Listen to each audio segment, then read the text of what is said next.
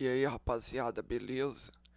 Talvez você tenha tomado conhecimento de que os políticos brasileiros do parlamento brasileiro aprovaram um projeto de lei, aprovaram uma lei, o projeto de lei que tratava de garantir privilégios para as mulheres no sistema de saúde, para que em circunstâncias em que elas sejam vítimas de violência doméstica, simplesmente terão direito a ficarem numa área reservada só para elas, para receberem os cuidados médicos, psicológicos e até mesmo cirurgia plástica.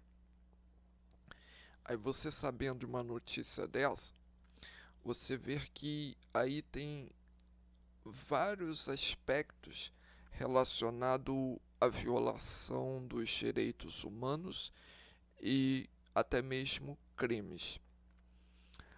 Com relação a crimes da parte dos políticos, está a violação de uma lei que diz que o político ele não pode procurar atuar, operar visando beneficiar um grupo específico. Tem uma lei que trata disso, nem visando o benefício próprio. E o que os políticos brasileiros fazem constantemente por conta do feminismo? Simplesmente, tranquilamente aprovam leis, criam leis para privilegiar mulheres. E isso é um crime. Todo mundo sabe disso, tem uma lei. Agora, quando se trata de mulheres políticos, simplesmente o que acontece? Por serem elas ficam mais protegidas ainda, sendo que se for homem, eles se tornam alvos e ficam mais vulneráveis. E sem contar que essa lei aprovada é uma violação dos direitos humanos, porque em relação aos homens, por quê? Porque o Estado brasileiro ele não está procurando garantir os direitos humanos dos homens. A partir do momento em que ele aprova essa lei, ele está ignorando a realidade da violência contra os homens, que está caracterizada por total violação dos direitos humanos. A primeira total violação dos direitos humanos em relação aos homens é a violação da vida. Todo mundo sabe que os homens são as maiores vítimas da violência.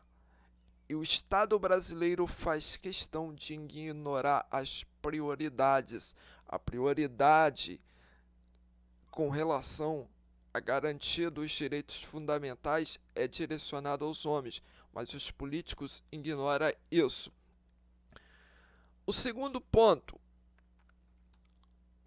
com essa lei você vê que a prioridade é a mulher e não o homem, sendo que o homem é a maior vítima. O direito à educação. O Estado brasileiro garante amplas condições para que mulheres possam simplesmente estudar, até pela condição de gênero, ou seja, o fato dela ser mulher, ela tem toda uma condição favorável a favor dela. Você observa que homens são cobrados e são ensinados a produzirem, a terem obrigações. É totalmente diferente que em relação à mulher.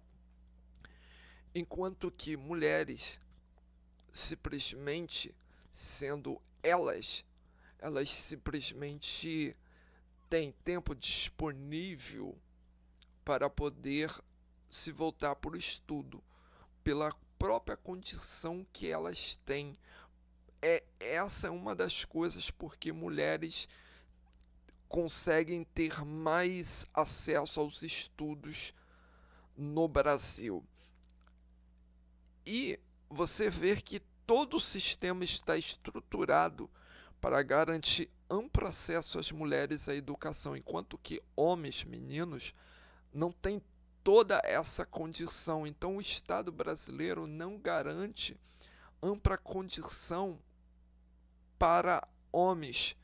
Ele faz questão de atuar para poder impedir que homens e meninos simplesmente tenham tanto acesso à educação, tanto quanto as meninas, as mulheres.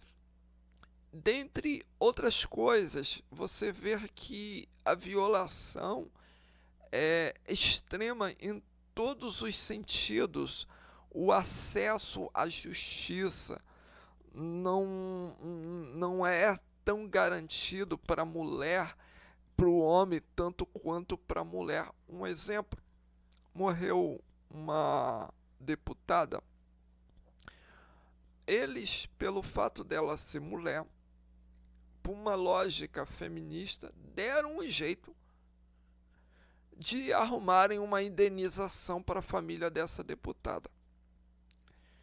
Aí vem a pergunta: existe um tratamento assim para o político homem? Aí você vê que tem tantos outros pontos, como, por exemplo, você observa que a senhora Maria do Rosário fez falsas acusações contra o então deputado Bolsonaro na época, e isso é uma forma de fake news. A justiça brasileira teve a coragem, a cara de pau, de condenar Bolsonaro a dizer que ele era o errado da história, enquanto é ela que estava fazendo uma falsa acusação. Você vê que existia a lei da defesa da honra.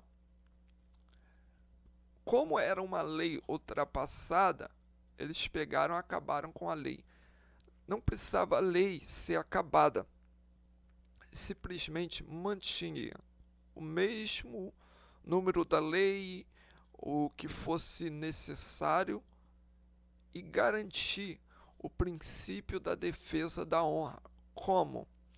Em situações como essa, por exemplo, em que uma senhora como a Damares, em que a Maria do Rosário acusasse o Jair Bolsonaro, o mesmo peso da lei que poderia vir para ele, que veio para ele, poderia ser usado contra ela, em caso de uma falsa acusação. No caso da mulher que acusar o homem dela de alguma coisa, não havendo provas inconfundíveis de forma justa, o mesmo peso da lei tem que ser contra ela, alinhado com o princípio da defesa da honra, e isso pode também perpassar por uma lógica de combate à fake news. Já está dizendo aí, olha a natureza desse tipo de coisa. Falsa acusação. Falsa acusação tem a mesma lógica de desinformação. Tem essa mesma lógica, porque quando você fala em fake news, você está falando de um mundo de coisa. Fake news quer dizer desinformação. Então, é uma questão só de palavras, é a mesma lógica. Desinformação e falsa acusação é a mesma coisa. Eu falo uma coisa que é uma mentira, eu estou... O quê? Eu estou falando mentira. Fake news, é isso. É uma questão lógica, só que é no nível pessoal. E fake news tem todo o impacto que em nível de organizações, em nível de pessoas, e o que querem rotular aí dentro do escopo de lei de fake news é baseado em uma série de coisas caracterizada pela ilegalidade. É isso. O Estado brasileiro deveria, antes de tudo, olhar para si e fazer reparação aos homens diante de toda a injustiça que ele faz questão de promover, reparação aos homens diante das violações dos direitos humanos em relação aos homens, reparação aos homens, tornando as leis mais justas, fazendo uma limpeza nas leis. O Estado brasileiro deveria fazer isso. E isso seria o dever do Estado brasileiro, antes de vir com história fiada, conversa fiada de alegação de combater fake news, porque todo mundo sabe que isso, na essência, é procurar promover mais injustiça, controlando a liberdade de pensamento e a liberdade de expressão das pessoas.